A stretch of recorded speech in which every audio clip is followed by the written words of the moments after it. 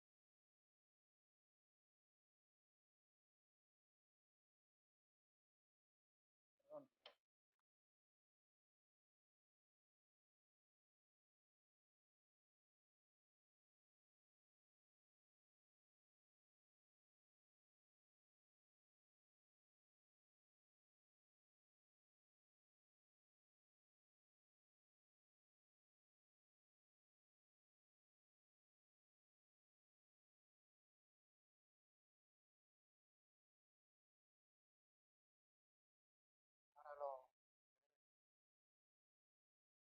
has estado. Qué suerte.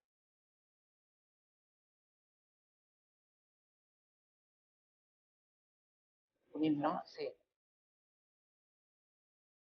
Acatistos. No,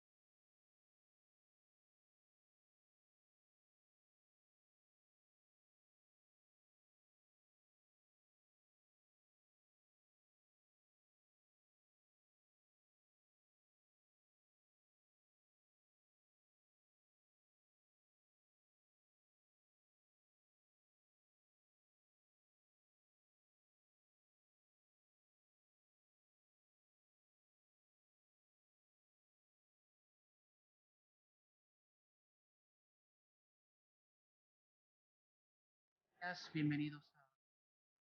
Han podido regresar, que habrá alguien conectado. Entonces, como comentaba alguno de ustedes, Hagia Sofía, Santa Sofía, la Basílica de Santa Sofía.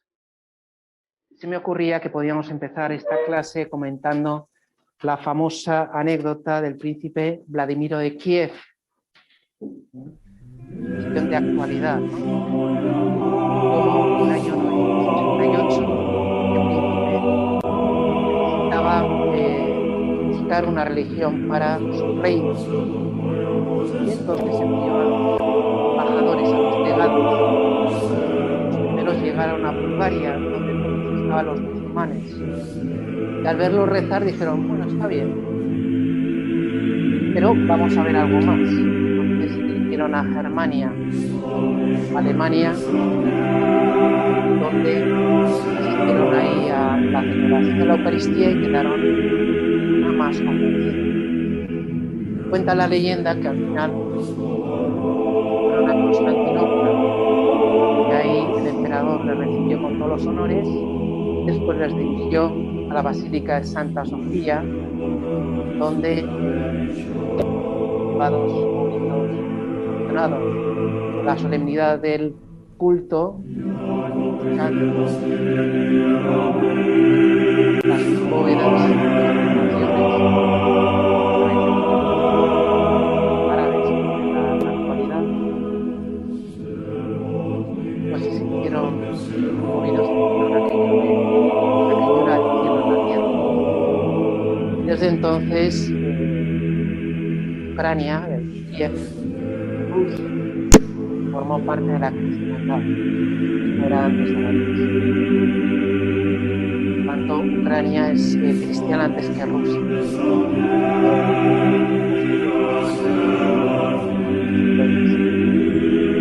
Bien, esto era simplemente para recordar algunas cosas referidas al anexo temporal.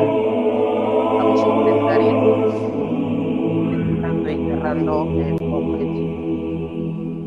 Y lo que habíamos dicho es que toda la eclesiología tiene una raíz profundamente litúrgica. La liturgia no es un lujo, no es una decoración, no es más algo más. La vida de la iglesia es el corazón de la vida de la iglesia. Ellos lo entienden de este modo, ¿no? Entonces, en este curso se darán cuenta que la que se refiere a liturgia y Eucaristía es una porción mínima, pero significativa.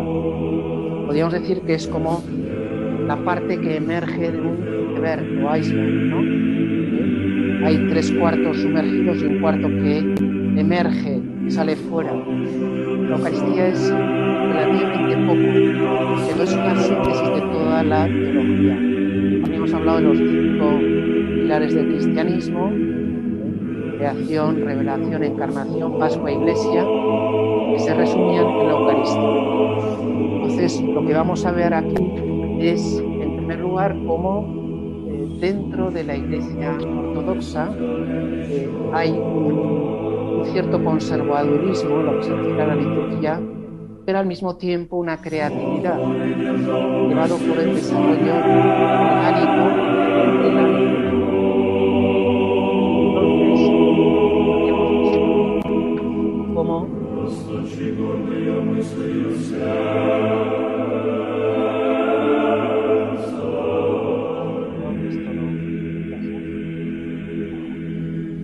Entonces, habíamos visto cómo en torno a la iglesia de Santa Sofía, basílica, mejor dicho, de Constantinopla, era un gran centro litúrgico que molesta, ¿no? Sí. Yo lo había puesto aquí en plan emocionado. Gracias.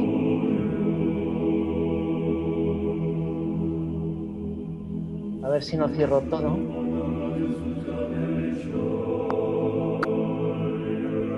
Ahí. Muy bien. Pues vamos allá. Entonces, decíamos que la Iglesia o la Basílica de Santa Sofía suponía un gran centro litúrgico que incluso influyó en Italia. ¿No se acordarán de Barlán, de Calabria, el calabrés? En la zona de Sicilia y Calabria hay bastante influencia bizantina que llegó a esa zona, ¿no? Bien, sobre todo en los siglos VI y VII es cuando llega esa ocupación bizantina a Italia y por lo tanto la influencia de la liturgia ortodoxa en Italia. Decíamos que la Basílica de Santa Sofía es el lugar de centralización, como la liturgia que ahí se desempeña es una síntesis de elementos que había en diversos lugares. Como es lógico, esa liturgia se dará en torno al bautismo en la Eucaristía, los Sacramenta Mayora, el principio y el final, el inicio y la cumbre, la culminación, y sintetizará los dos cultos fundamentales que habíamos visto, que era el rito catedralicio y el culto monástico. Es decir, la liturgia se desarrollaba sobre todo en torno a las catedrales y en torno a los monasterios. Creo que también en la actualidad, si no me equivoco, en el mundo de la ortodoxia, de modo habitual, la Eucaristía diaria se celebra sobre todo en catedrales y en monasterios. Si alguna vez tienen que aconsejar a un feligrés que quiere asistir diariamente a la Eucaristía, habrá que decirle: no vayas a la iglesia a una iglesia normal, una parroquia, podríamos decir, sino vete a la catedral o vete a un monasterio, que ahí tienen la celebración todos los días. Otra cosa es que la admitan o no, porque eso también es una labor diplomática y política que hay que hacer, ¿no? Yo tenía unos amigos que fueron todo emocionados al Monte Athos, consiguieron todos los permisos y una vez allí pues no los dejaron entrar a nada, ¿no? Pero ni siquiera entrar al patio del monasterio, digamos, ¿no? O sea que eso también hay que respetarlo, evidentemente, ¿no? Y entonces el rito en las catedrales se desarrolló en cierta oposición a las celebraciones monásticas más sobrias, con unos himnos propios, como los que estábamos escuchando antes, y que molestaban un poco la explicación, y que presentaban esos himnos la celebración del misterio. Decíamos cómo en toda la liturgia bizantina se había desarrollado ese sentido escénico de representación, que alguien me preguntaba, ¿no? No quiero decir teatral, porque teatral a veces en castellano tiene un significado peyorativo y no es eso. Es simplemente que la participación es especialmente visual, sensible. Y por eso esos dorados, por eso esos cantos, por eso el incienso, por eso ese, podríamos decir, arte total, a través del cual se quiere expresar y transmitir el misterio. Bien, sí que es verdad que hay una clara separación del pueblo, simbolizada y escenificada de un modo especial a través del iconostasio. Y, bueno, digamos, las respuestas que hace el pueblo son más bien limitadas. El otro día, en la celebración que asistimos algunos de los que están aquí, pues el pueblo habitualmente se santiguaba, ¿no? Como saben, en sentido contrario, ¿no? Con los tres dedos de la Trinidad, y con una inclinación. No sabías muy bien cuándo tenía que ser, ¿no? Pues un poco por mimetismo, yo lo que hacía es cuando se santiguaba el sacerdote o se santiguaba alguien del pueblo, yo me sumaba a la asignación, ¿no? A la persignación, ¿no? Y luego de vez en cuando decía amén, amén. Y luego, por supuesto, una participación a través de los cantos Los cantos habitualmente los entona el coro. O sea, hay un continuo diálogo entre el coro y el sacerdote. Toda la liturgia es cantada, por supuesto, y entonces el pueblo, sobre todo, escucha y en algún momento dice algo. Digamos que no es la liturgia dialogada a la cual nosotros estamos acostumbrados, ¿no? La participación, digamos, es más interior. Como se dice coloquialmente, la procesión va por dentro, ¿no? Bien, en el culto monástico hay horas canónicas, hay salmos y esa himnografía que habíamos visto en los Contaquia, de Romano, el Melode, etcétera, no aparece tanto en el culto monástico, que es más sobrio. Y a través de esa participación en las horas litúrgicas, en los salmos, y sin esos himnos que a veces parecían alejados de las fuentes bíblicas o patrísticas, o sea, que parecían más una invención de un autor particular, más que una expresión de la revelación de la fe de la Iglesia. Bien, a través de esa participación por parte del monje se acercaba a la vida angélica. Bien, entonces la unificación de estos dos ritos, catedralicio y monástico, se da en la liturgia celebrada en Santa Sofía, que era un punto de referencia. Digamos que la centralización de la liturgia en el mundo ortodoxo es mayor que en Occidente. En Occidente hay varios ritos, ¿no? El ambrosiano, el gálico, ¿no? Está el romano, está el hispano también, ¿no? El mozárabe. Están, por supuesto, todos los, los ritos orientales son orientales, ¿no? Luego de las órdenes religiosas, etcétera, ¿no? El benedictino tiene uno propio, etcétera, etcétera, ¿no? En el mundo ortodoxo no es tan así. Está todo como mucho más concentrado y centralizado. Entonces eso es algo que hemos de tener en cuenta, ¿no? Bien, entonces, los ciclos litúrgicos. Pues tendríamos que hablar de esa resonancia pascual del mensaje cristiano, como no podía ser de otra manera. La forma de celebración de la Pascua es incluso más expresiva. No sé si han visto esos vídeos en YouTube, donde el sacerdote entona el Christos anesti, Cristo ha resucitado, y lo entona dando botes de alegría físicos, con el incensario y pegando unos botes increíbles, ¿no? Y moviéndose en torno al altar para expresar esa alegría de la resurrección. En ese modo, digamos, desde ese punto de vista es algo conmovedor, ¿no? Y el Christos anesti es, digamos, un saludo pascual que todo el pueblo repite en todos momentos, ¿no? Un poco como los aleluyas de a veces los evangélicos, los pentecostales, ¿no? Aleluya, aleluya. Pues estos Christos anesti, Christos anesti. Bien, después tenemos un salterio explicado donde figura la liturgia de las horas con lecturas e himnos bíblicos y que indudablemente tiene resonancias bíblicas. Y así, por ejemplo, por poner un ejemplo concreto, los días eucarísticos son sábado y domingo. Así como en el mundo latino tenemos más el jueves y el domingo, por supuesto, día de la resurrección, ellos celebran más el sábado y el domingo por resonancias de tipo judío. Y tienen los habituales ciclos cristológico mariano y de Juan el Bautista.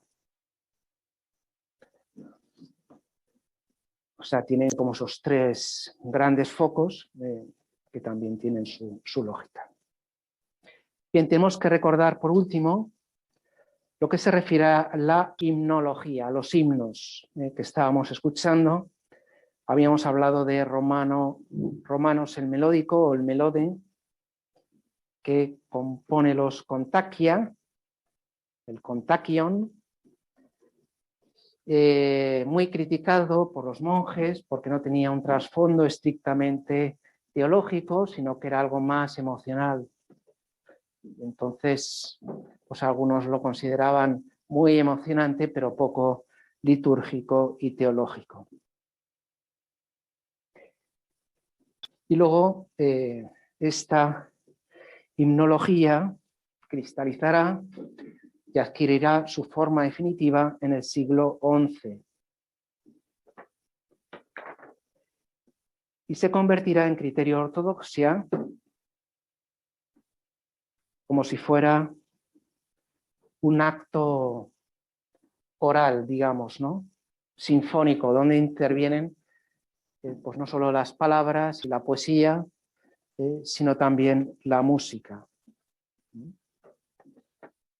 O sea que, digamos, esa ausencia de la liturgia dialogada que podemos ver queda suplida, quizá de un modo sublime, a través de estos signos y de estos cantos que acercan no solo emocionalmente al pueblo, al misterio celebrado, sino que también entran en contacto con la realidad teológica, ¿no?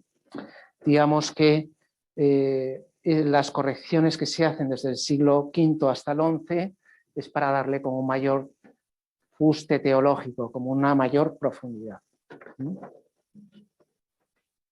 Bien, pues esto como recordatorio de algo que habíamos mencionado de un modo rápido y que nos sirve un poco para entrar en la segunda parte, que van a ser los temas doctrinales, ¿no?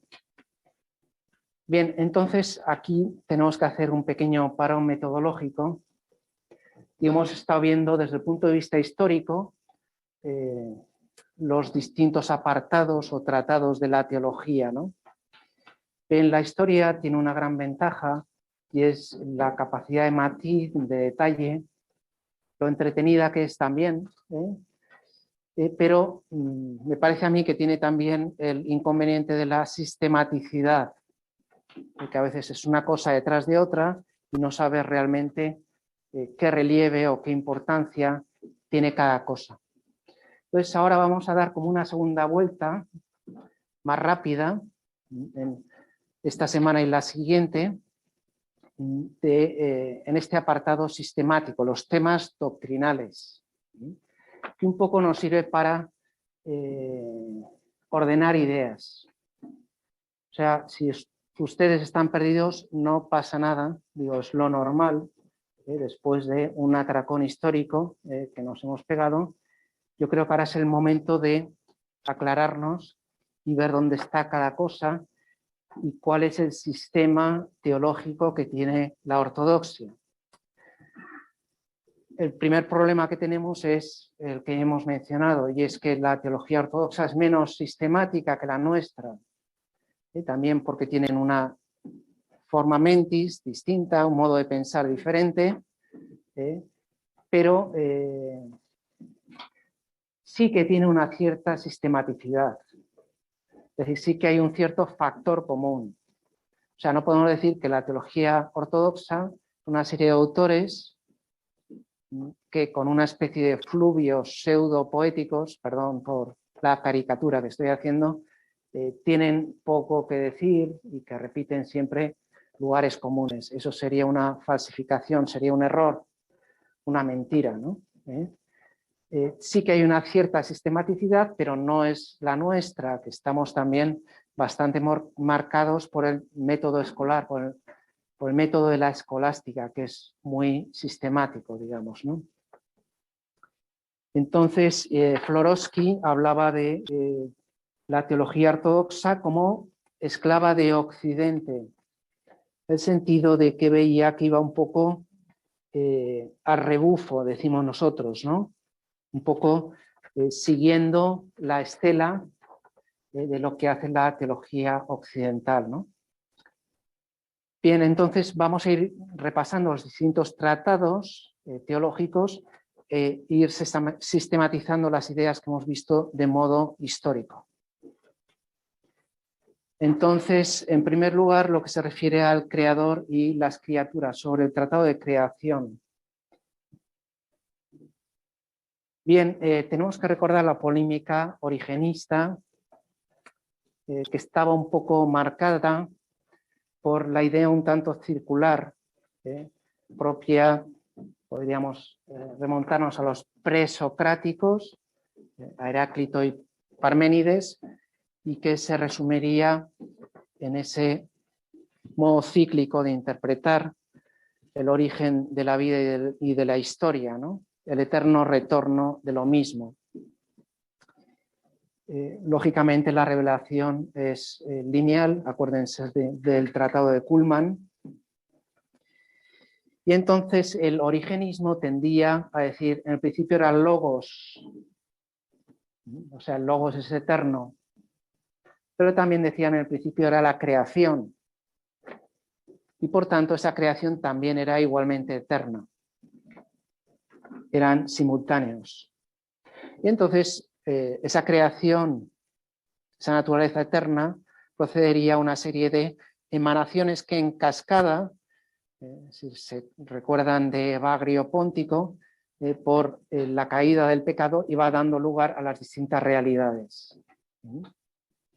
Pero claro, ahí el tema, que es un tema muy griego, es el de la eternidad de la materia. ¿Y cuál es el origen? Bien, entonces, Atanasio, con, digamos, un marcado carácter cristiano, habla de la creación por parte de Dios, creación libre, creación a partir de un acto de voluntad que da origen a todas las cosas. No es un acto que se desprende de su naturaleza, podríamos decir, ¿no? O sea, un acto que se desprendería de su naturaleza, por ejemplo, sería la filiación o la expiración.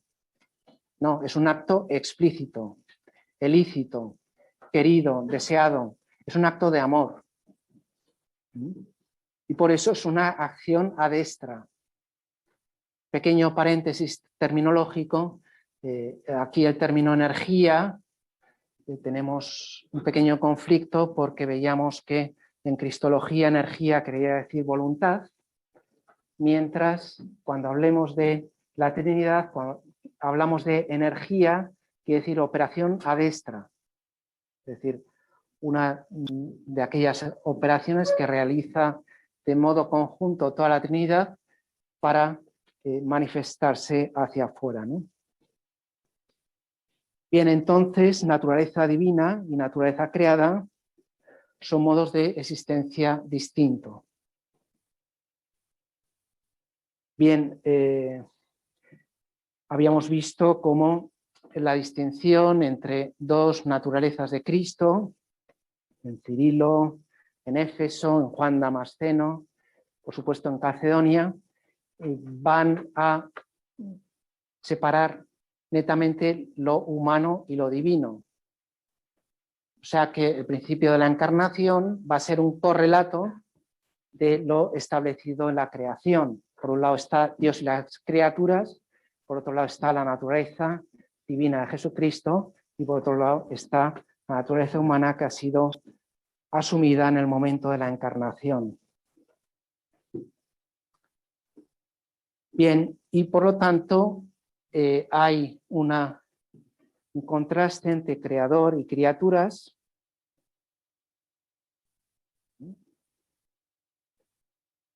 Esas criaturas no son meros fenómenos, sino que hay un vínculo amoroso y de sentido con su amor, con su autor, perdón. Es decir, cuando Dios crea dando un sentido a cada cosa. Y podemos esto recordarlo con el prólogo de San Juan. El principio era el Logos. El Logos era Dios y el Logos estaba junto a Dios.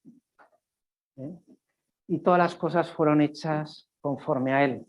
Juan 1:3. Es decir, el Logos divino imprime su huella en la naturaleza y cada elemento de la naturaleza tiene su propio logos, en este caso con minúscula, su propio sentido, su propio código, podríamos decir, ¿no? Y al mismo tiempo, ese origen está constituido por un acto de amor,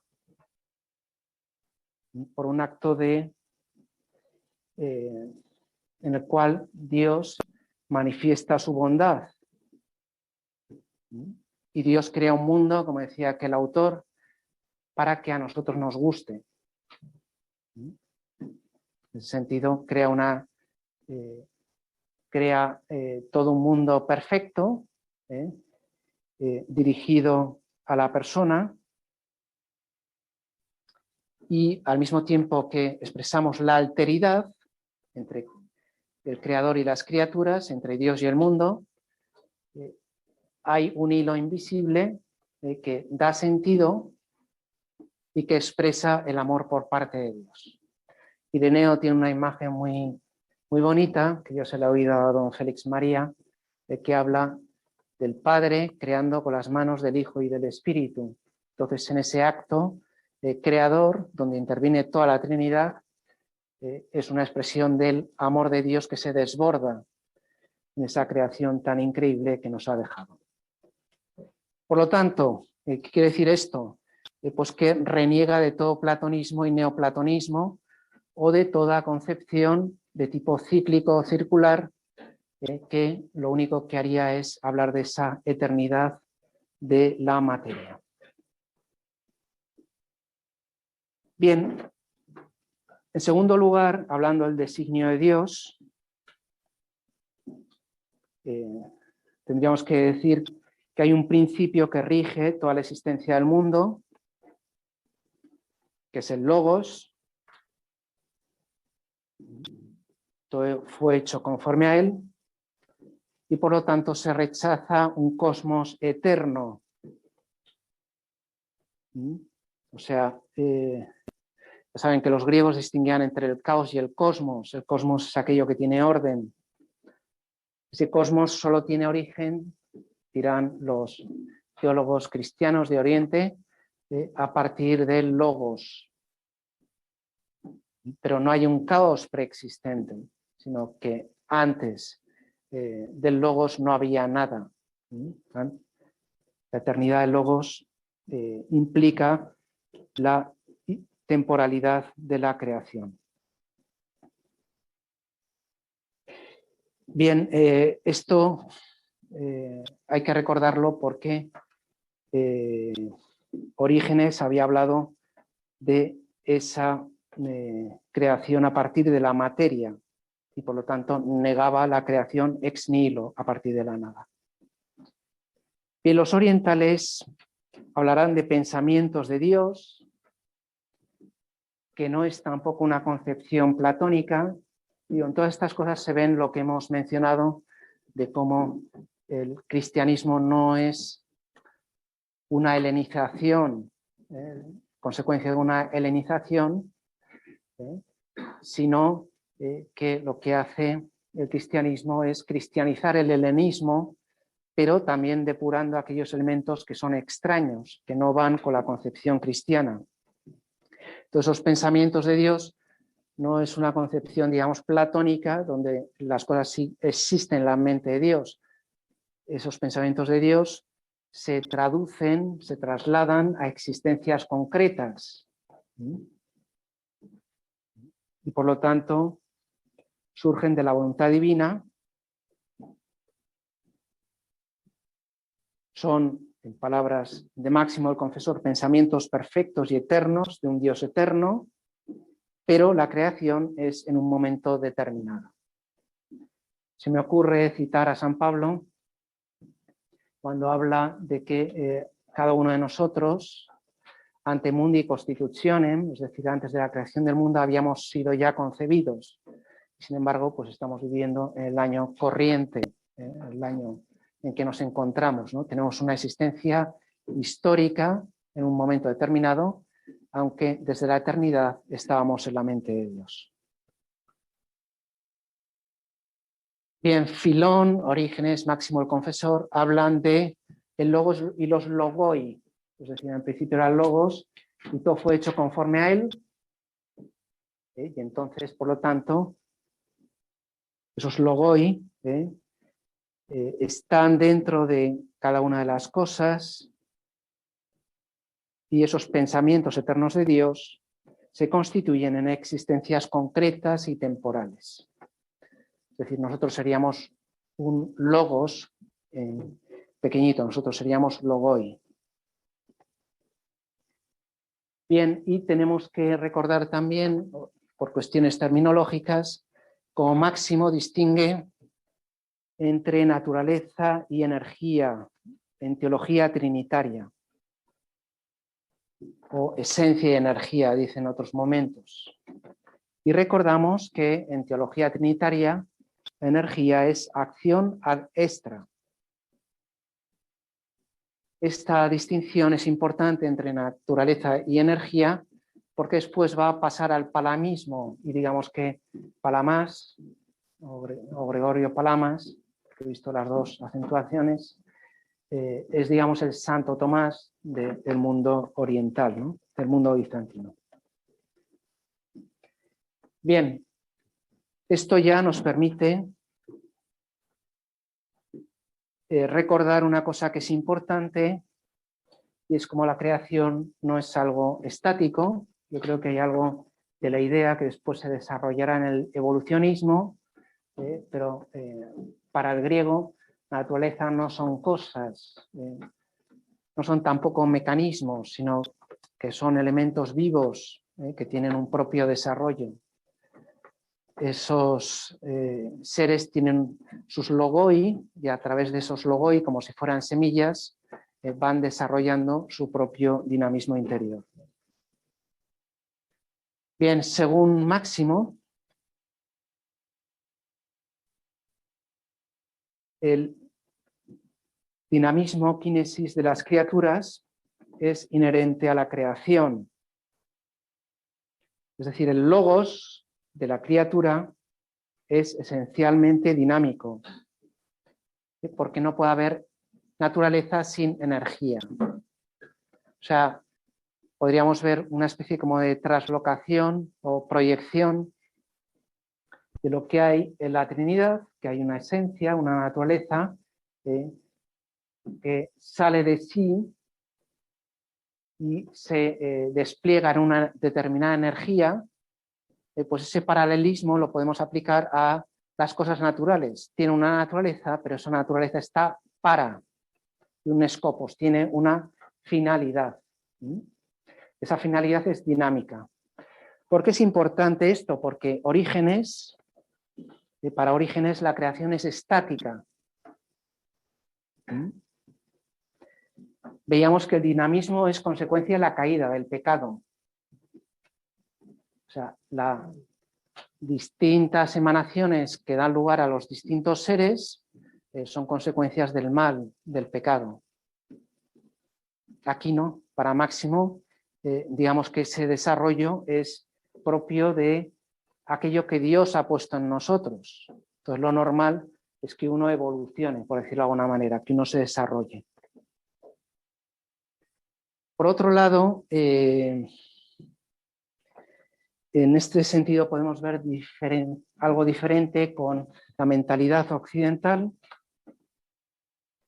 y es pues que la naturaleza no es tanto para ser contemplada, sino para entrar en comunión con la naturaleza. No es algo puramente intelectual donde uno se complace a través de la vista, sino que uno entra en comunión. Esto se puede ver en toda la espiritualidad monástica, que la tenemos también en Occidente, ¿no? De cómo digamos, la naturaleza es un lugar teológico donde uno encuentra a Dios. Y también lo podemos ver, por ejemplo, en los escritos del actual patriarca de Constantinopla, donde están bastante en sintonía con el Laudato Si del Papa Francisco, al cual cita a su vez. O sea que, digamos que este tema de la naturaleza como algo lleno de sentido y que expresa el amor de Dios y que por lo tanto debe ser amado y respetado por nosotros, es un tema, digamos, claramente oriental, aunque me parece que tampoco es exclusivamente oriental. Bien, por lo tanto, tiene ese espíritu contemplativo, diríamos nosotros, o comunional. Digamos, por contraste, se suele decir que en Oriente no había un gran desarrollo de la ciencia y de la técnica, porque quizá la naturaleza no es para explotarla, es para entrar en comunión con ella. En ese sentido tiene un carácter como menos, vamos a decirlo así un poco mal, ¿no? Menos depredador que tiene el hombre occidental, que siempre procura sacar rendimientos, ¿no? Se suele decir que ante un paisaje, pues uno se puede quedar contemplándolo, sería el oriental, y el otro dice, bueno, pues aquí podemos poner unos campos y una fábrica y no sé qué, ese sería el típicamente occidental, ¿no? Bien, y entonces ese dinamismo forma parte de la providencia de Dios, y Dios es el principio y el fin. Es el logos que imprime los logoi a todas las criaturas, es el scopus, que ofrece un fin a cada una de los seres. Sí, dígame.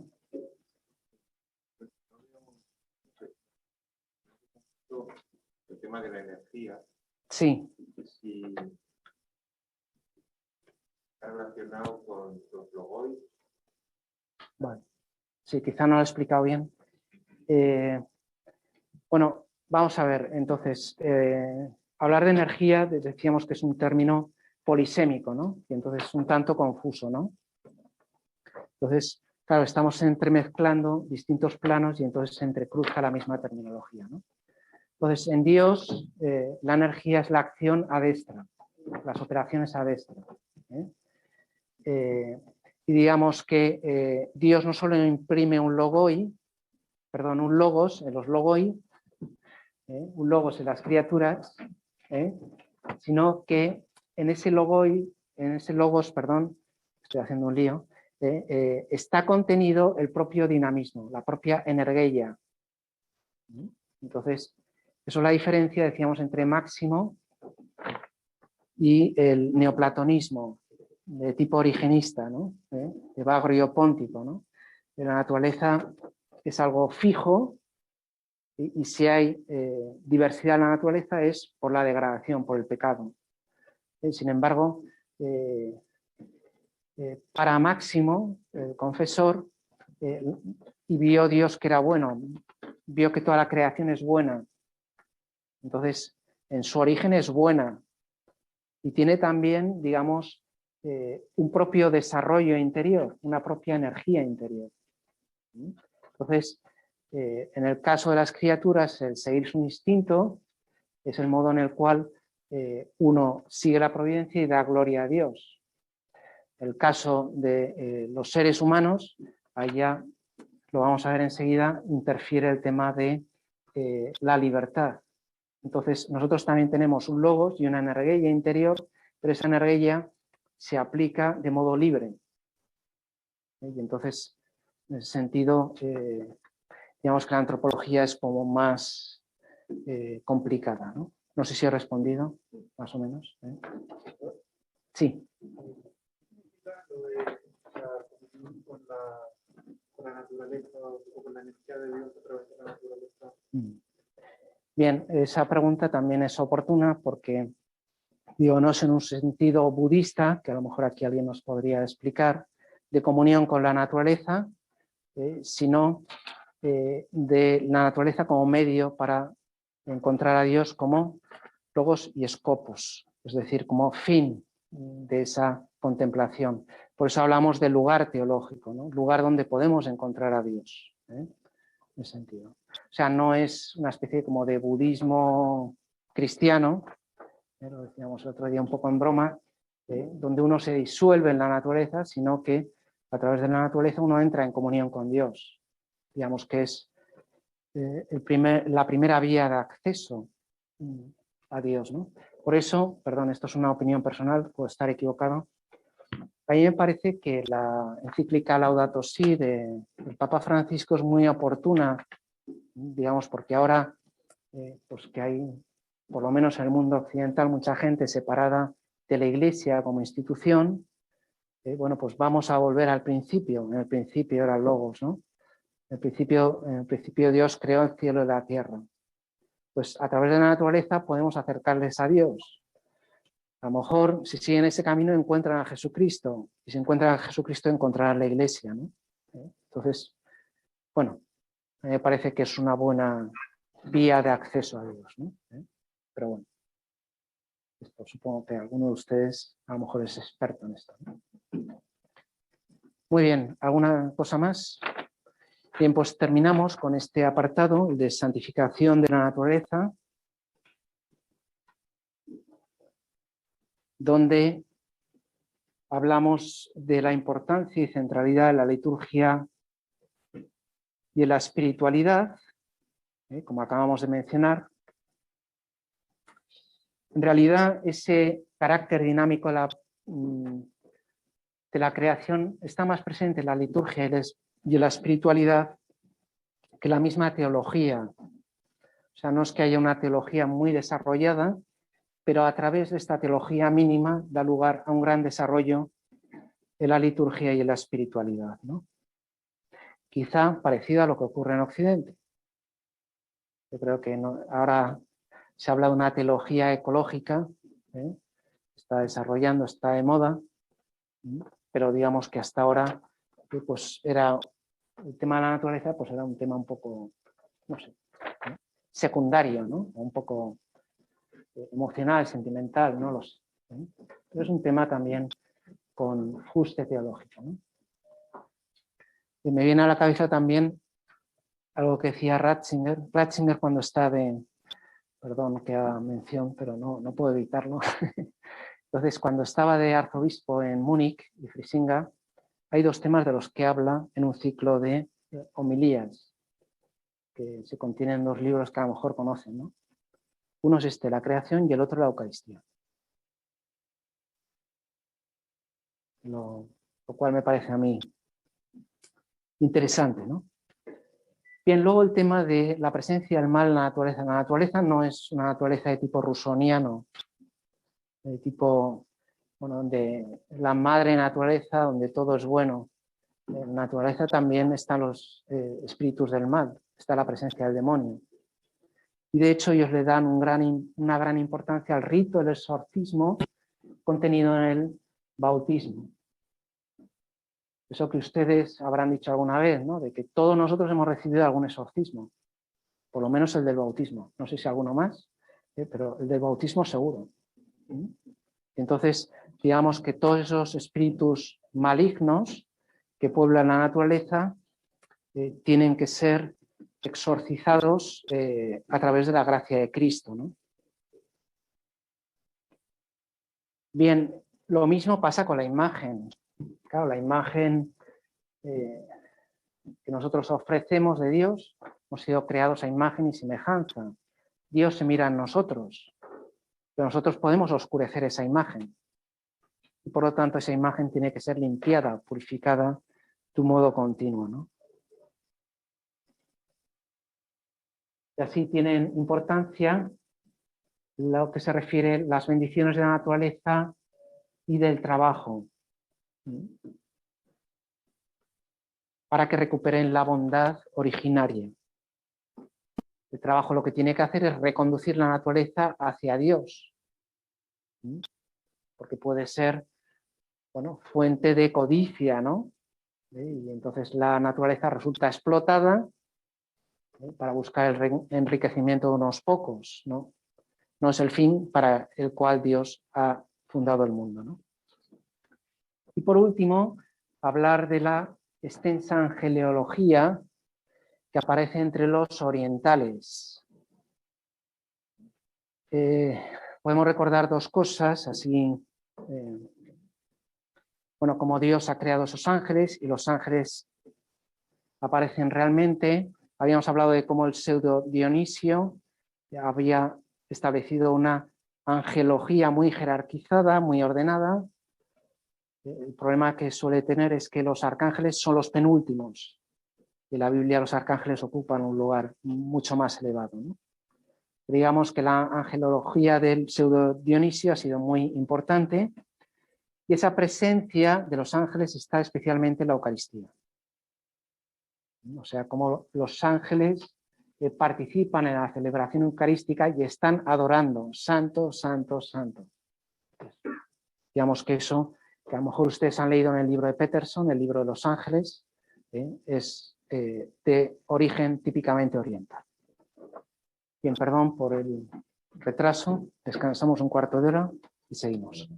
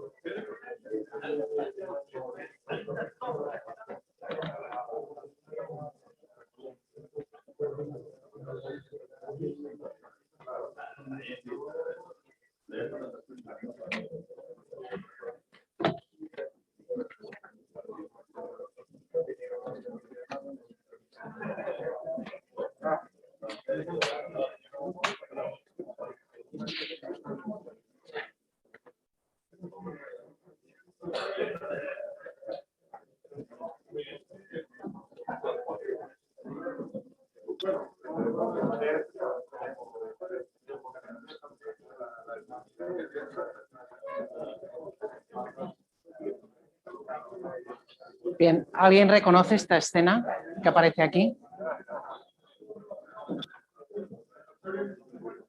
¿Alguien es capaz de reconocer esta escena?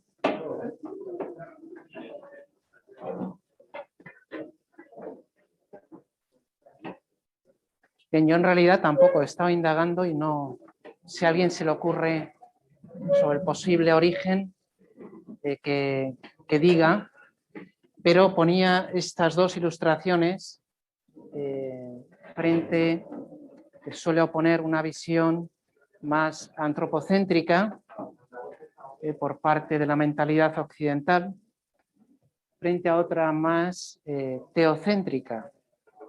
Y vamos a ver cómo en la antropología teológica propia de la ortodoxia, va a expresar más bien esa heteronomía, esa relación, esa dependencia.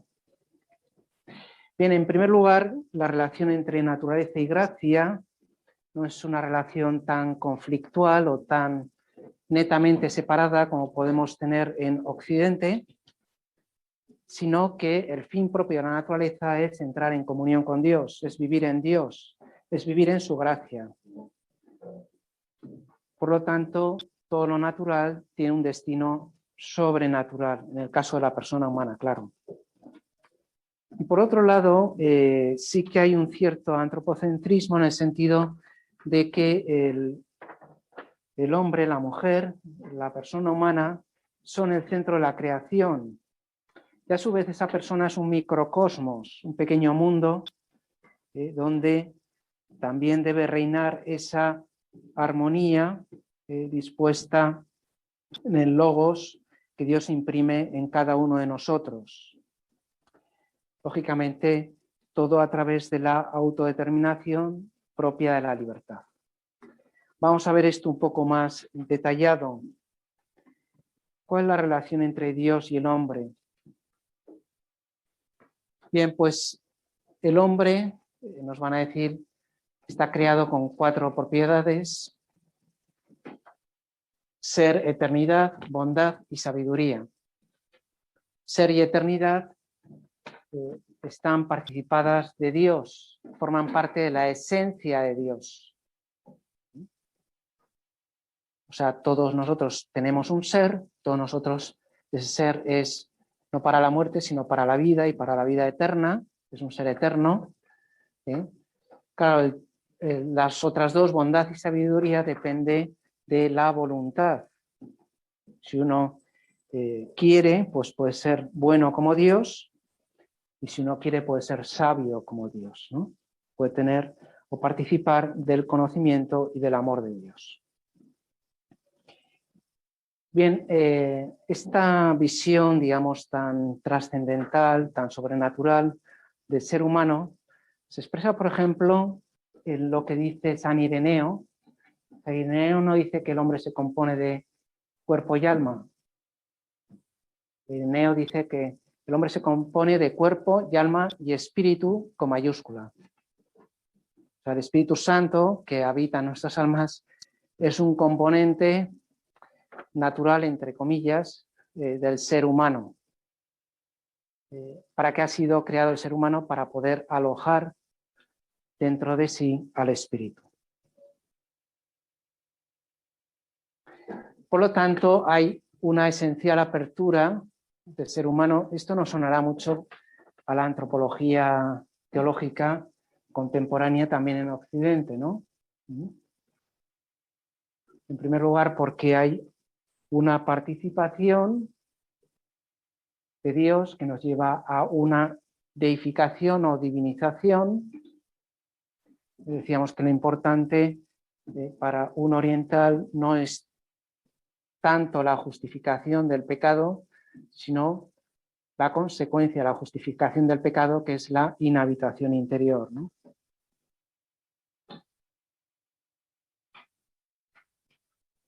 Bien, entonces esto nos llevaría a un conocimiento más perfecto de Dios y un amor más pleno. O sea, participaríamos del conocimiento divino, veríamos con los ojos de Dios, eso es la fe, y además participaríamos de su amor. Diríamos que lo que puede haber en nuestros corazones es una chispita del amor de Dios. Y cuando no somos capaces de amar, lo que hacemos es pedir la virtud infusa de la caridad, entonces somos capaces de amar con el amor de Dios, con el corazón de Cristo, ¿no? Bien, digamos que esto es también como muy oriental, muy espiritual, y por lo tanto toda la vida humana a lo que lleva es un crecimiento de la vida divina, porque veíamos que la vida no es una realidad estática, sino que tiene una energía interior que nosotros hemos de desarrollar.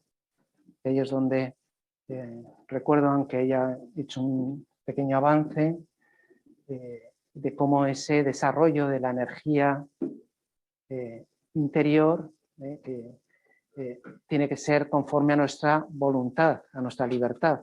Es algo plenamente libre. O sea, dicho como se suele decir, ¿no? que es un don y una tarea. Gabe und Aufgabe, dicen los alemanes, ¿no? O sea, es algo dado, pero que después uno tiene que invertirlo como si fuera un talento para que pueda dar su propio fruto. Y por lo tanto, hay una clara armonización, una clara sinergia entre gracia y libertad. El crecimiento de la gracia solo puede ser por medio de la libertad. Si tú no quieres, Dios no puede. O sea que, en ese sentido, aquí, por ejemplo, podríamos ver la diferencia que hay entre un planteamiento más racionalista propio de Barlan, de Calabria, que decía que, por ejemplo, el conocimiento de Dios o de la revelación es imposible, mientras, por el contrario, Máximo el Confesor, pues habla de la conocimiento con naturalidad en comunión con Dios. Es decir, nosotros conocemos en Dios. O sea, nosotros incluso nos conocemos en Dios. Fruto de esa comunión con Dios, tenemos un mayor conocimiento de nosotros mismos y de la realidad. Lo cual a mí me recordaba aquello de San Agustín, ¿no? No ver in me, no ver in te. Señor, conocerte para conocerme y conocerme mejor. o aquello de Pascal, ¿no? Decía, nosotros nos conocemos en Cristo. Y conociendo a Cristo también nos conocemos mejor a nosotros, ¿no? Creo que está en sintonía con esto que dice Palamas, Máximo el Confesor, los padres y la teología bizantina en general, ¿no? El conocimiento siempre en comunión. Bien, ¿cuál es la relación entre el hombre y el mundo? Lo primero es recordar lo que ya hemos dicho, que somos un icono de Dios, que hemos sido creados a imagen y semejanza, y por lo tanto no vale solo con ser imagen, sino que hay que ofrecer una buena imagen de Dios. Dios se mira a nosotros, pero nosotros podemos oscurecer esa imagen, y por lo tanto lo que hay que hacer es limpiar el espejo en el cual Dios se mira, que somos nosotros. Bien, la unidad psicosomática entre alma y cuerpo es, lógicamente, una realidad importante. No hay ningún dualismo antropológico propio del platonismo. Es una tentación que tienen que vencer ellos de un modo especial. Incluso con ese carácter de tipo sobrenatural, habíamos hablado que según Ireneo el hombre se compone de alma y cuerpo y espíritu, y también en la antropología ellos suelen decir alma, mente y cuerpo. Mente, digamos, como la base biológica o psicológica, el alma como el receptáculo de la Trinidad, el alma en gracia, y el cuerpo como la unidad puramente biológica, ¿no? Quizá lo he dicho mal, cuerpo biológico, mente psicológico y el alma, digamos, sobrenatural, ¿no? Bien, entonces, incluso pues hablarán del ánima separata, aunque veíamos que lo que se refiere al purgatorio y la escatología intermedia es problemático. Entre los ortodoxos sí que hablan de esa alma separada, ¿no? Hablarán de la muerte del alma por el pecado y por la rebelión contra Dios, etcétera, etcétera. Digamos que los términos son los propios de la recta antropología psicológica que nosotros conocemos, ¿no? Bien, después eso, que es un icono de Dios, pero no solo naturalmente, sino también sobrenaturalmente. Es decir, que esa íntima unión entre naturaleza y gracia, sin confusión, pero sin separación, digamos, ¿no? O sea, tienen que estar armonizadas en una continua comunión entre ellas. Dicen que esta armonía entre naturaleza y gracia es consecuencia de una energía divina. ¿Qué energía es esa? ¿Qué obra destra? La inhabitación. O sea, por la inhabitación hay una plena conjunción entre la naturaleza y la gracia, que la gracia no es otra cosa que la presencia divina en nosotros. Como dice el profesor Lordan, la gracia no es un líquido. La gracia es la presencia del Espíritu en nuestra alma, ¿no? Por lo tanto, por ese envío del Espíritu a nuestra alma en gracia, hay una perfecta simbiosis, diríamos nosotros, una perfecta sintonización entre la realidad natural y la realidad sobrenatural, entre naturaleza y gracia. ¿Se entiende? ¿Lo he explicado bien o no? ¿Se entiende o no? ¿Sí? ¿Sí? ¿Sí? ¿Quieren hacer alguna pregunta? Bien. Bien, entonces, también se habla del nous de la persona.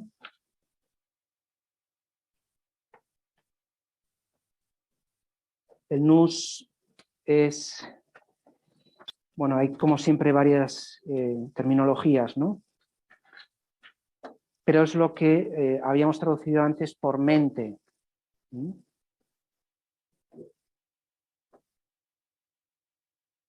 Aunque, bueno, yo creo que esto lo que podemos hacer es liarlo todavía más, ¿no? Digamos que hay también una polisemia en torno al término nous, pero digamos, vamos a centrarnos solo en la terminología de Máximo el Confesor, que identifica el nous con la persona.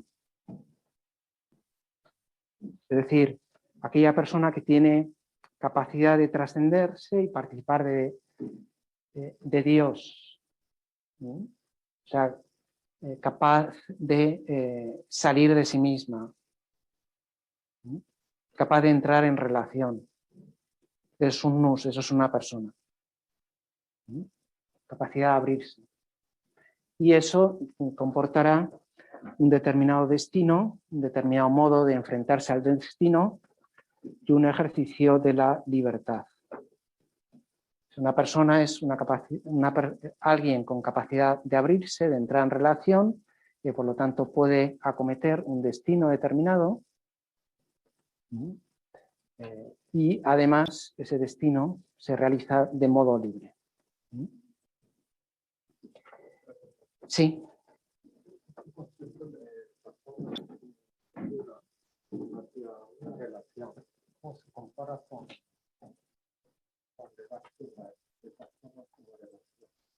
Pues yo creo que está muy relacionado. Yo seguramente entiendo todo desde Ratzinger, porque digamos, forma parte de mi formación, ¿no? Pero no solo de Ratzinger, sino de expertos en antropología teológica, y nos pueden decir que esto es una categoría casi universal, por lo menos en la antropología del siglo XX, ¿no? Pero vamos, Ratzinger lo llama éxodo como capacidad de exilio, de salir, ¿no? De salir de uno mismo. ¿Sí? Bien, entonces la naturaleza siempre está íntimamente unida a esa relación con Dios, una vez más. Que la persona sea un microcosmos, donde se une lo sensible y lo inteligible, lo constituyen señor de la creación. Hay un gran cosmos y un pequeño cosmos, que somos nosotros. Ese pequeño cosmos ha sido designado para cuidar de la creación. Bien, y en todo esto, pues lógicamente encontramos ese realismo de tipo sacramental. Como la materia no puede ser mala cuando es vehículo, el conducto a través del cual nos viene la acción de Dios. Y por lo tanto, esa realidad sacramental que está en toda la naturaleza, en toda la realidad, es, digamos, tomada aparte en el ámbito litúrgico, que se convierte en vehículo de la gracia de Dios. Bien, sé que estoy repitiendo ideas, pero las estamos, digamos, ordenando y sistematizando, ¿no? ¿Qué dicen del pecado original? Bueno, pues en primer lugar, que solo la mente libre puede pecar, solo el que abusa de la libertad puede rebelarse contra Dios y contra la propia naturaleza. Eso en primer lugar, la premisa es la libertad. Por lo tanto, el pecado es un acto de la persona y no de la naturaleza. De hecho, el mismo Focio hablaba de que el concebir el pecado por naturaleza, acuérdense ustedes del neoplatonismo, acuérdense del origenismo, como el pecado está inscrito en la misma naturaleza. Según la teología cristiana, la naturaleza humana queda herida por un acto libre y por lo tanto es, en primer lugar, solo naturaleza humana y después es después del pecado de nuestros primeros padres. Por lo tanto, al principio todo era bueno y llegó a Adán y Eva y lo fastidió, dicho pronto y mal, ¿no? Bien. Entonces, el pecado personal de Adán y Eva comporta una huella en nuestra propia naturaleza Entonces aquí aparece todo un excursus exegético por el que todos pecaron, Romanos 5:12, que alguno había traducido porque todos pecaron, ¿no? Entonces, claro, por el que todos pecaron es distinto de porque todos pecaron. Porque todos pecaron es causal. Por lo tanto, la causa del pecado original somos todos nosotros. Y evidentemente ninguno de nosotros estaba allí. Por lo tanto, nosotros que nos registren, ¿no? Pero lo que se dice aquí es que sin tener culpa nosotros de ese primer pecado, sí que hemos sido marcados, podríamos decir, de un modo genético, de un modo hereditario. Y por lo tanto, aunque nosotros no seamos responsables de ese primer pecado, pues sí, sí que hemos sufrido las consecuencias. Nuestra naturaleza está herida, aunque no muerta, ¿no? Hay otra traducción que se ofrece de este texto, que no es a causa de la muerte todos pecaron, no sé si no lo hemos puesto aquí, a causa de la muerte todos pecaron, o sea, a causa de la muerte todos pecaron, es decir, la causa de los pecados es la muerte. Entonces, eso tampoco es así. Entonces, la nueva traducción que se ofrece es a causa de la mortalidad, de la condición mortal, todos hemos pecado. Es decir, al perder esa primera eternidad que Dios nos había concedido, o que había concedido a nuestros primeros padres, como consecuencia de la pérdida de la inmortalidad, nuestra condición es pecable, es capaz de pecar, ¿no?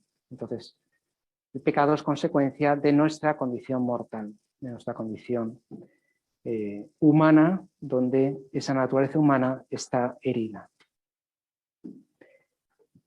Bien, esta es la interpretación que da sobre todo Máximo el Confesor.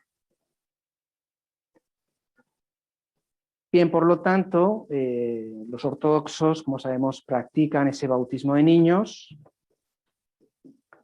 no para limpiarles de los pecados propios, porque no han podido cometerlos, lógicamente, sino para darles una vida nueva e inmortal. Quiero decir que aunque el uso litúrgico de los ortodoxos, que es bautismo por inmersión, ¿no? Donde se sumerge al niño por 3 veces, ¿no? Con esos vídeos que a veces ha sido criticado en las redes, etcétera, etcétera.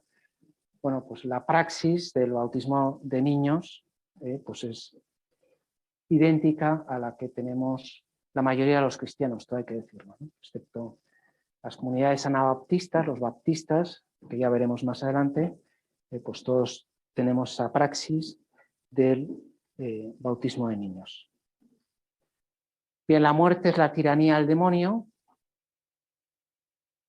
consecuencia del pecado original. O sea, primero es el pecado original, después la muerte y después ya la condición pecable, no sé si el término es correcto, de cada uno de nosotros.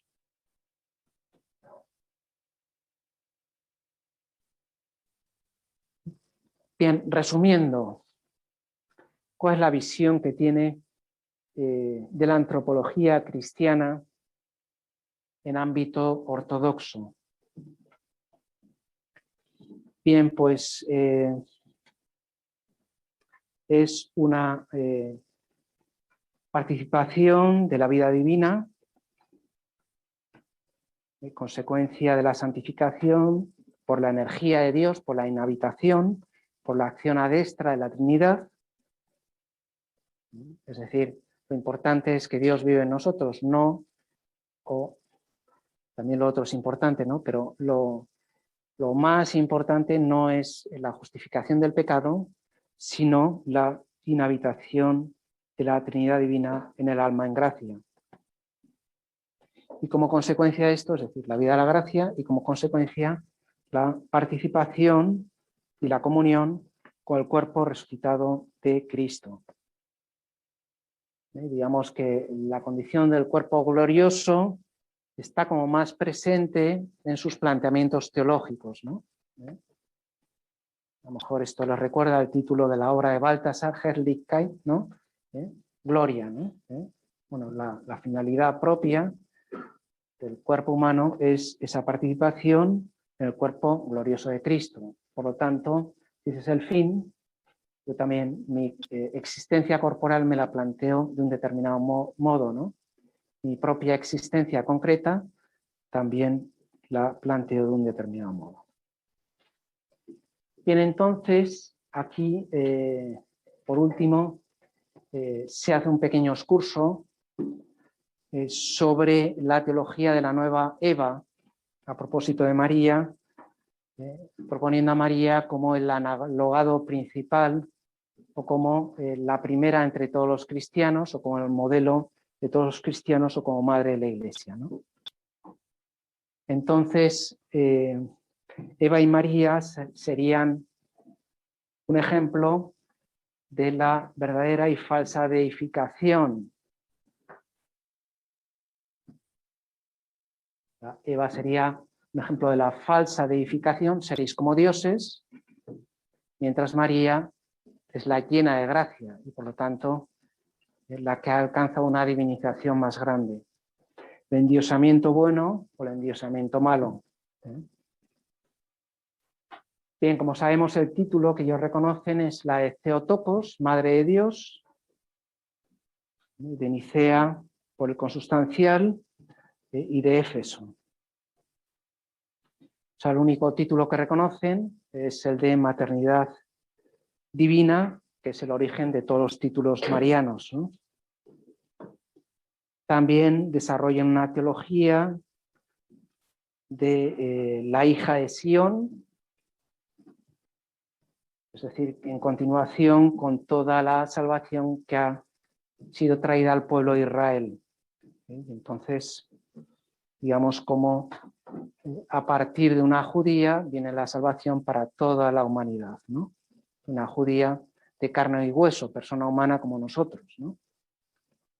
Ya saben que para los judíos la descendencia o el origen, o sea, uno es judío cuando es hijo de judía, no cuando es hijo de judío. Digamos, por motivos obvios, ¿no? Cuando es hijo de judía hay una garantía absoluta de que toda su sangre es judía.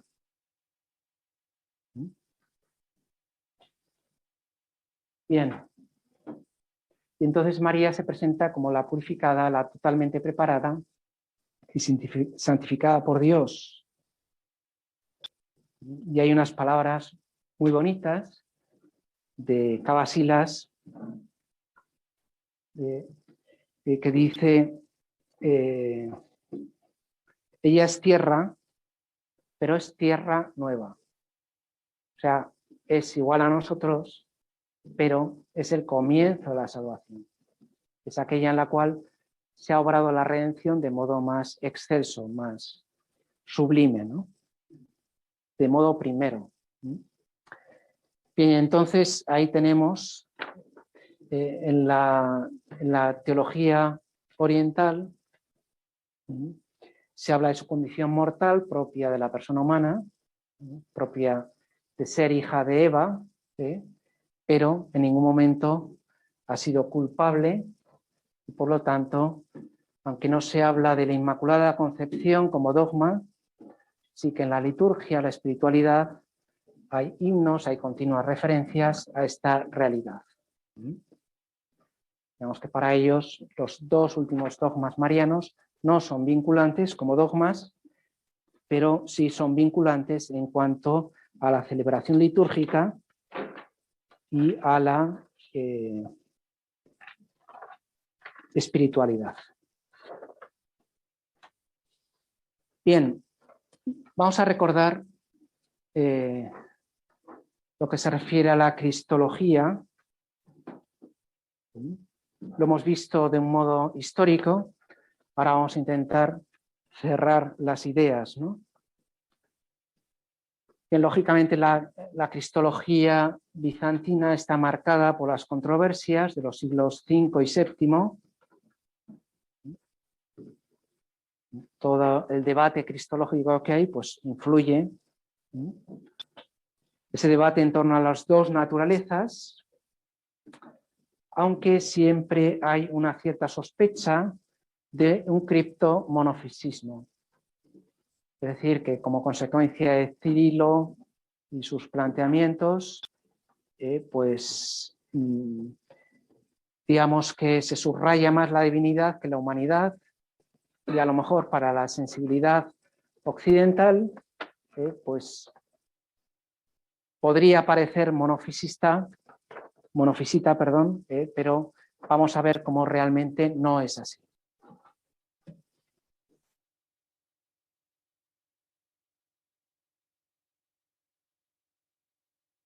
Bien, entonces vamos a ver cómo realmente Jesucristo es Dios y hombre.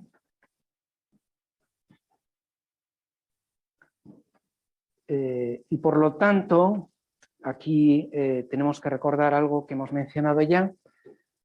Hay una estrecha vinculación entre creación y redención. O sea, la encarnación es una nueva creación, un nuevo comienzo. A partir de la encarnación, también el mundo, el universo, todo lo creado experimenta un cambio. Es una nueva creación en el orden de la gracia, y que por lo tanto, por un lado, valora la materia y la condición humana, y en Jesucristo, Dios y hombre constituyen una misma realidad. En Jesucristo se unen el orden del Creador y el orden de las criaturas. Se unen Dios y la condición humana. Eso crea una especie como de transfiguración del cosmos. Esto ya hemos hablado, ¿no? La creación por medio del Logos, todas las cosas fueron hechas conforme a él. Versículo 14. Y el Verbo se hizo carne. Entonces, eso está en directa relación con todas las cosas fueron hechas conforme a él. Al principio tenemos una imagen, una huella en toda la creación del Creador, especialmente en el ser humano, pero en el momento en el cual el Verbo se hizo carne, ahí ya hay un cambio absoluto. De ahí pues todo lo que dice la liturgia sobre la felix culpa. El pecado original provocó, entre comillas, la encarnación, y por lo tanto con la encarnación también cambia nuestra condición, nuestra situación. Y no solo eso influye en el ser humano, sino que también en todo el cosmos resulta transfigurado. Es, digamos, animado por una nueva fuerza vital que se desprende de la divinización de la naturaleza humana y como consecuencia de la materia. La materia no solo ha sido creada por Dios, sino que ha sido asumida por el Logos. O sea que la encarnación tiene una relevancia cósmica. Entonces, el planteamiento que habíamos visto de las dos naturalezas de Calcedonia con las dos inteligencias y dos voluntades de Tercero de Constantinopla van a tener aquí una gran importancia, un gran desarrollo.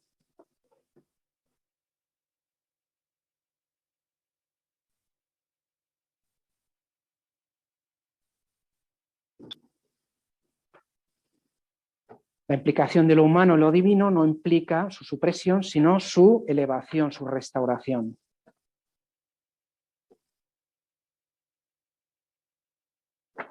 Bien, y entonces la unión de las dos naturalezas, que como hemos mencionado una y otra vez es hipostática en la persona, llevar a una perfecta simetría o armonía entre la humanidad y la divinidad, y venciendo la tentación apolinarista, tenemos que recordar, Apolinar, como recuerdan, decía que el logos ocupaba el lugar del alma humana. Entonces, la consecuencia de esto es que la humanidad asumida por el logos no es completa, le falta el alma. Entonces, como dice aquí, pone que es de Nacianceno, ¿no? Lo que no ha sido asumido no ha sido redimido. Pues sería una redención incompleta. Entonces, es importante, digamos, una hipóstasis en dos naturalezas. Pues digamos que esa formulación es importante porque si no, digamos que la redención no es plena, no es completa. No sé, iba a decir algo, pero se me está escapando. Ah, sí. Entonces, no es una hipóstasis o persona humana. ¿Se acuerdan que a mis alumnos de Introducción al Cristianismo les digo, incluso en el examen se lo repito, que me ponga que Jesucristo es una persona humana, va a suspender esta asignatura? Es un acto de provocación al cual responden con bastante... Nadie lo pone, vamos, porque lo digo incluso en el examen, ¿no? Entonces, bueno, no sé si es muy pedagógico, pero funciona, por lo menos funciona. Bien. ¿Cuál es la relación entre Dios y hombre? En Jesucristo, lógicamente, pues que se da una comunicación de idiomas, una perijóresis entre acciones humanas y divinas. Por eso, por ejemplo, Jesús sopla, y ese soplo humano produce un efecto divino. O el otro día en el Evangelio, ¿no? Cuando escupe y echa el barro y lo aplica a los ojos del ciego de Jericó, y con ese barro y con esa saliva, Jesús devuelve la vista, hace un milagro. Pues esa unidad entre humano y lo divino es lo que nos permite decir que María es Theotokos, que es madre de Dios, no solo madre de Jesús. Pues esa comunicación que hay entre lo humano y lo divino. Después, la cuestión del teopasianismo, que no es el patripasianismo, decíamos, sino la formulación de que el Hijo murió según la carne. El Hijo de Dios murió según la carne, en principio sería una contradicción, un oxímoron. Perdón, el Hijo de Dios murió sería un oxímoron, pero según la carne es, digamos, la recta formulación de que realmente la carne que asumió el Verbo eterno es verdadera carne y por lo tanto asumió toda la condición humana.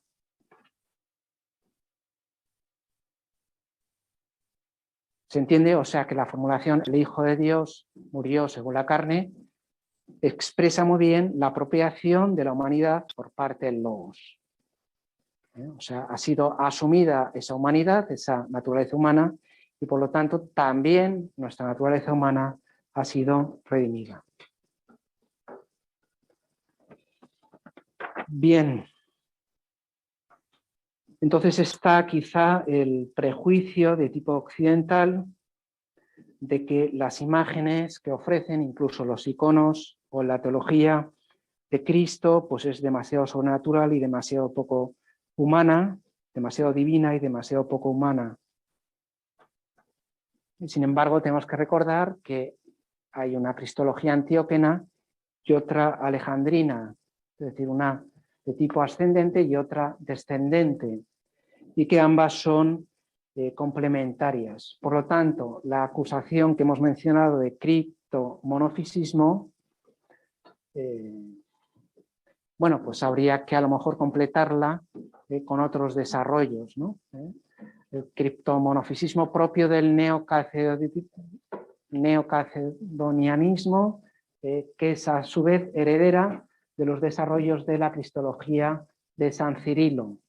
Bueno, pues digamos que eso es como una especie de mantra que se repite pero que, en fin, viendo la cristología bizantina en su totalidad, no siempre se puede sostener esta crítica, ¿no? Bien, también a diferencia de la cristología occidental, es más reacia a indagar en la psicología de Jesús. Por ejemplo, el famoso tema de la ignorancia de Jesús cuando dice crecía en sabiduría.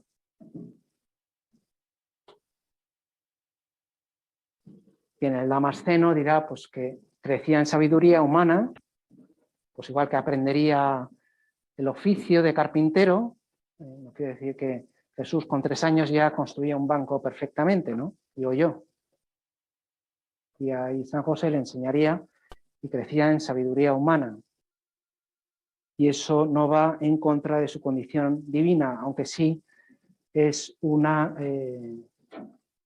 manifestación clara de la humildad, de la kenosis del logos, ¿no? Dicen ellos que asume nuestra naturaleza caída y la transfigura, o sea, naturaleza caída menos en el pecado y la tendencia al pecado, pero asume la naturaleza entera, la transfigura, pero a ellos no les interesa tanto el cuándo.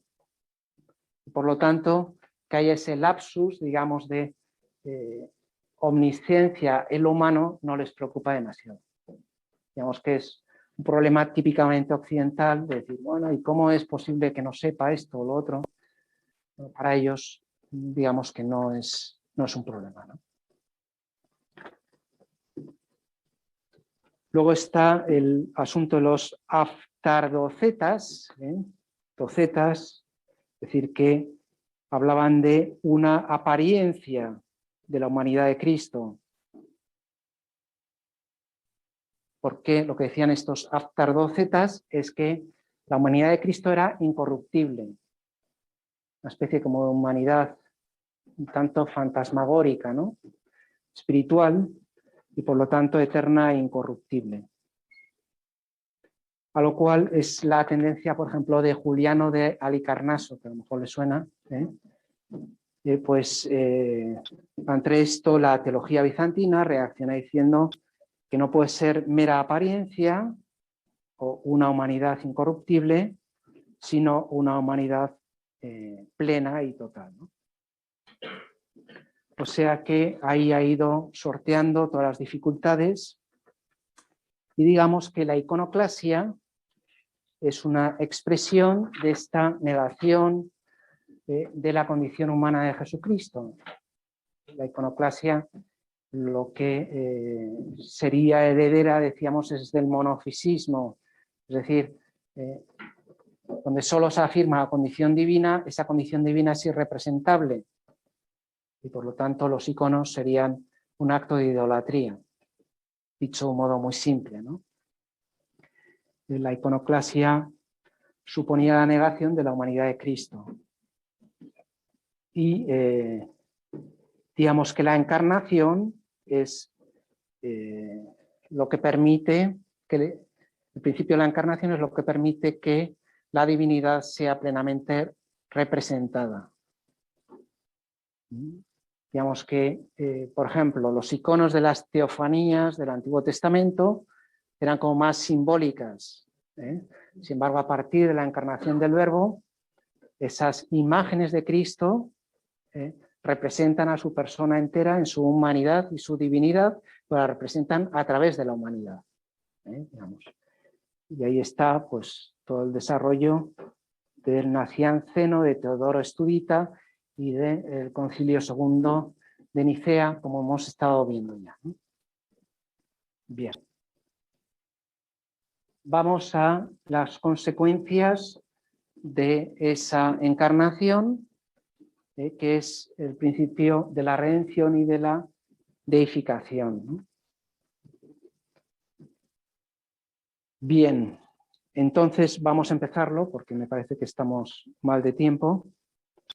Recordar Cristo como nuevo Adán, que por lo tanto es consustancial al Padre en su eternidad, por su condición de logos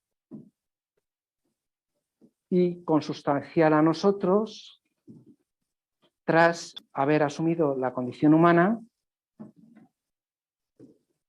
y por lo tanto constituido en el nuevo Adán.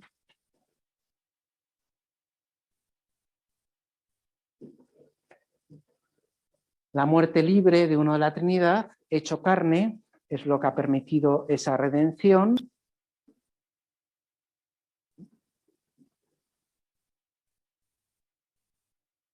Esa redención plena, también de nuestra condición humana, es lo que permite la recapitulación de todas las cosas en Cristo. O sea, esto sería referido a la humanidad y esto ya sería referido a todo el cosmos. A través de la redención de la humanidad, digamos que se arregla el mundo, dicho de un modo muy esquemático, ¿no?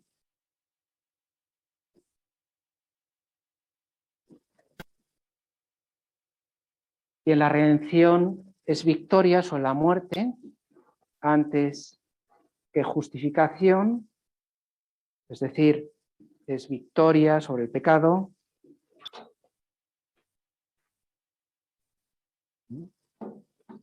Digamos que esa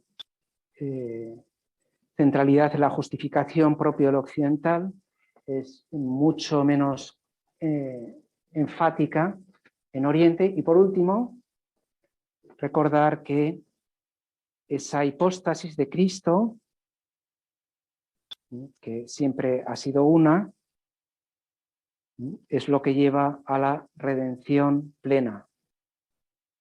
O sea, la unidad de las dos naturalezas en la única hipóstasis de la persona divina del Logos es lo que hace posible que se inaugure esa nueva época.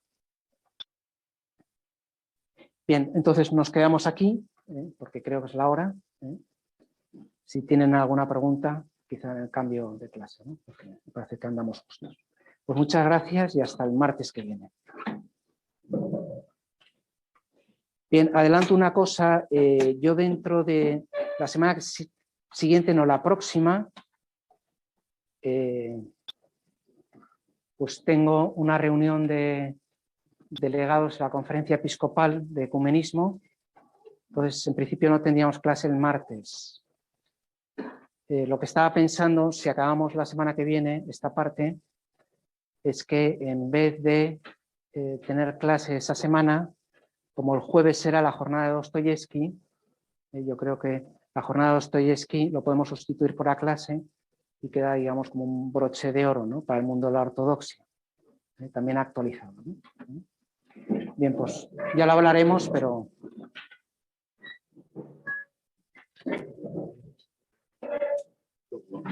¿El examen? No pusimos fecha, pero...